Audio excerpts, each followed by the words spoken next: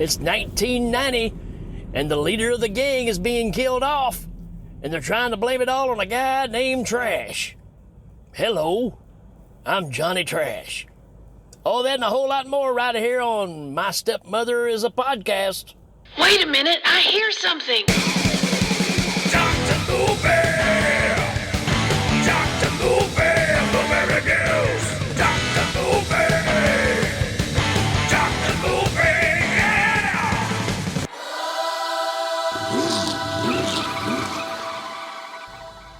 Hey, what's happening, everybody? Welcome back to another episode of Dr. Movie. And we're getting to some fun stuff here. Last few movies, you know, some of them kind of rough to get through, so had to kind of get back into the action, get the mojo back. And as silly as it is, I kind of like this movie.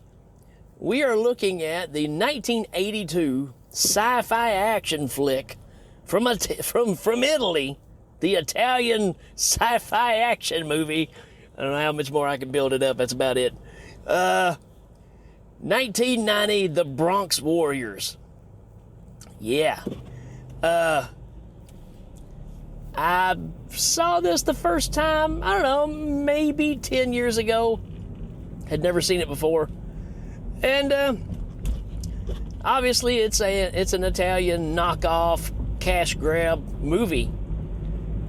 But just like with all the other Italian stuff that I like, it's got its own charm to it that I can't help but go, yeah, I like this movie. So let's talk about it. It's got a synopsis here that says the Manhattan Corporation sends an agent to rescue its heiress from the no man's land Bronx. Wow, that's a really empty synopsis of what's going on here. This movie was directed by Enzo G. Castellari. This guy brought us the original Inglourious Bastards. I mean, what else you want? I mean, and he made this movie, which is more important.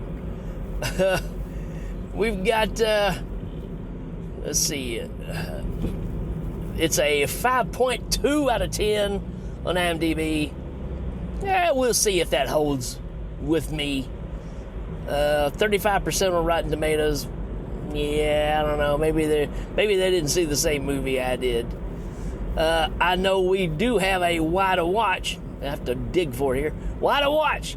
Thrilling, suspenseful, and extreme. Yeah, maybe in the right setting. Let's see. This film is a comic book. This film is a comic book. Plenty of action, fun, adventures, thriller, and surprise-filled entertainment. Dude's not very good at writing sentences, but I kind of agree. The action is fun. There's a plot that you can follow. A little bit of characterization and world building. It's all right. I kind of like that. It's all right. You like that movie? It's all right. Oh, here's one. The Bronx Warriors is nonsense, but enjoyable nonsense, and is a fine way to spend 90 minutes with your brain on standby. Yeah, man, that's kind of where I'm at. Even though you're sitting there going, wait a minute, I've seen this movie before, but just with different people, or maybe a combination of films. Let's talk about this cast, shall we? We shall. We are kicking things off with, Enzio, I'll get it right here in a second. Enzo G. Castellari plays the vice president. Because you got to remember, we're in America, according to Italy. This is where it all happens. And again, he's the director, so there you go. Mark Gregory plays Trash, who I haven't really seen a lot of movies, but it looks like he's been in some other stuff, the Thunder Warrior series, and then you got, the Bronx Warriors movies, which could be a sequel. I don't know. We'll find out. we've got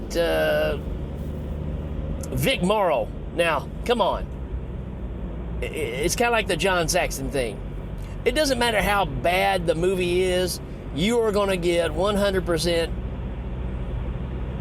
Vic Morrow, just like you do 100% John Saxon. You know they're going to deliver. They're going to be chewing up the scenery. I mean, yeah, that's what we're here for, right? If you don't know Vic Morrow, I instantly think of Humanoids from the Deep. I think about the Twilight Zone, the movie, which he actually got killed in.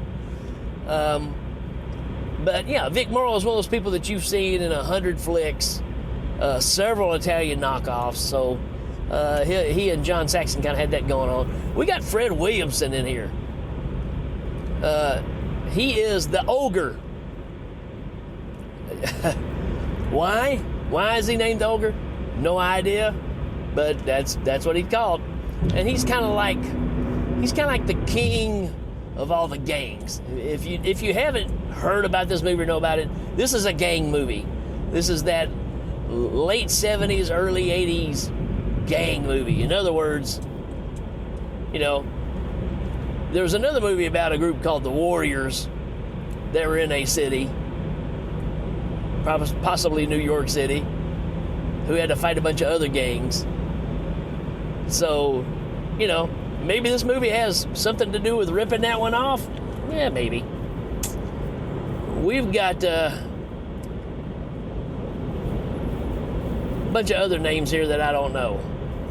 You've seen them in familiar places. Carla Bright, I want to say, was in Last House by the Cemetery. George Easton, I think, is in there. George Eastman. I thought he was. Chuck Zito.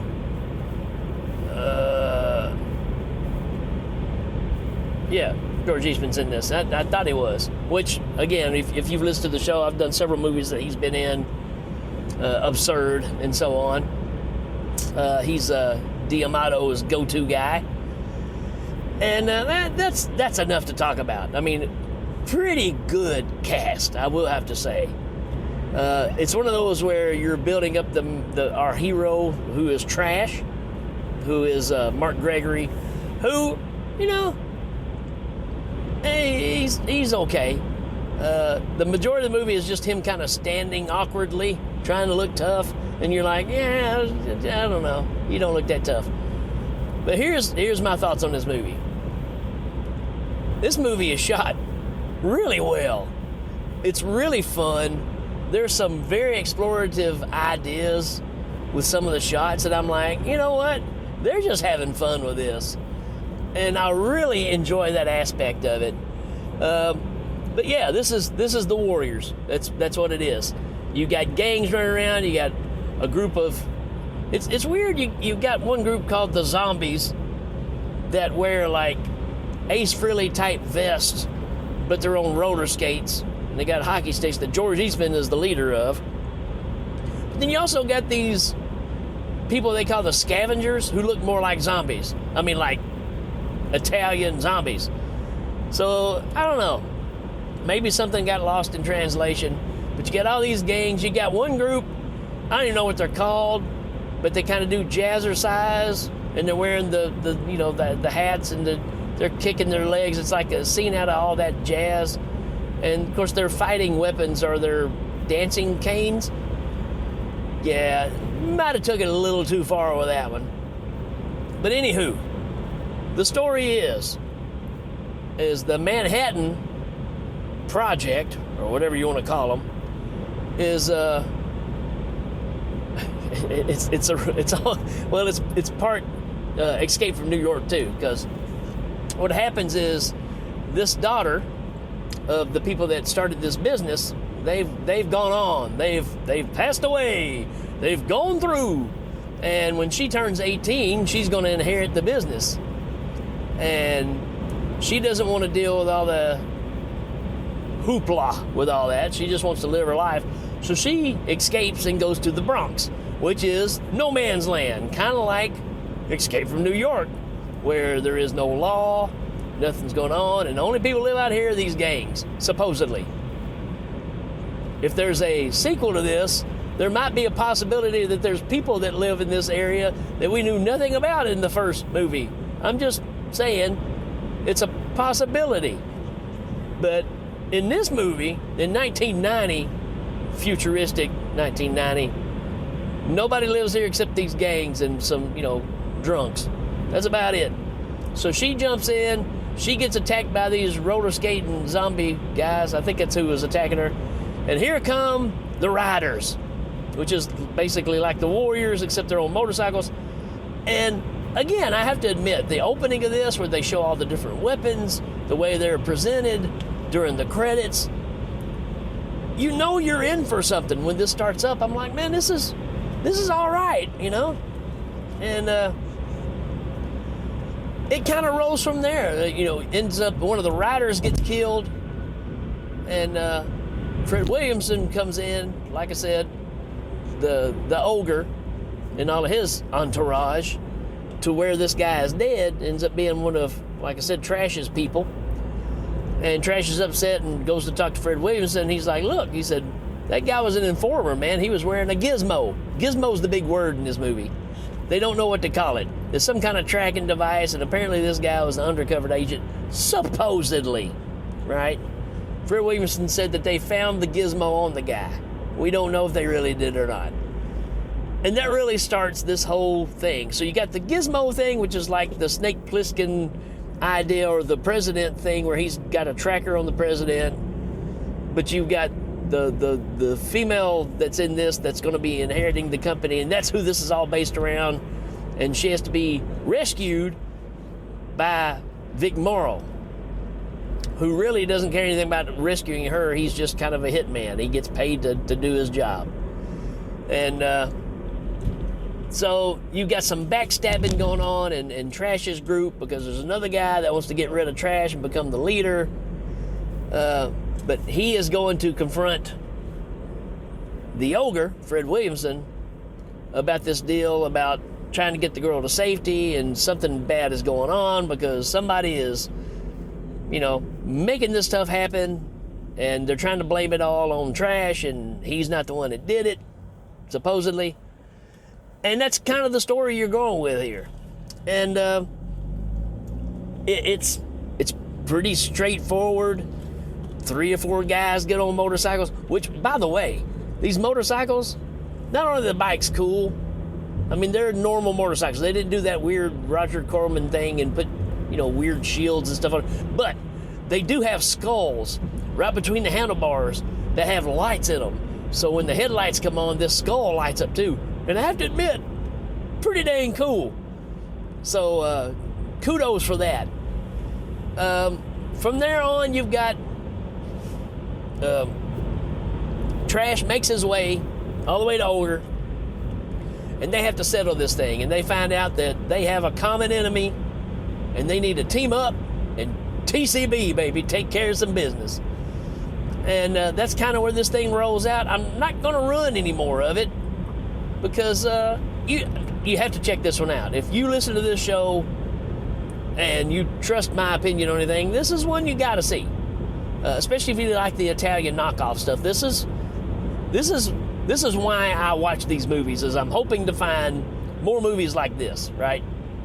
So do yourself a favor and check this one out, because I think there's plenty of action in it. There's plenty of, running into weird groups that you're going to have to end up fighting, these gangs and all this. You've got the weird corporation that's trying to bring a stop to all of it. You got Vic Morrow coming in dressed as a mailman, shooting people with a shotgun and planting a device on people. I mean, it's all over the place. So check this one out. I'm going to give this, because it's me, it's a 4 out of 5. I can watch this one again, and probably will real soon. So that's kind of my take on 1990, the Bronx Warriors. And who knows? There may be a sequel to this one that we might cover soon. Maybe. Possibly. If there is one. If there is a sequel. All right. That's it for this one, folks. And Hope you're having a good one. Let me know what you think if you're a fan of this movie, or if you haven't seen it and you're going to check it out, then let me know what you think about it. Yeah, man, just give me some feedback, right? All right, we will check you later.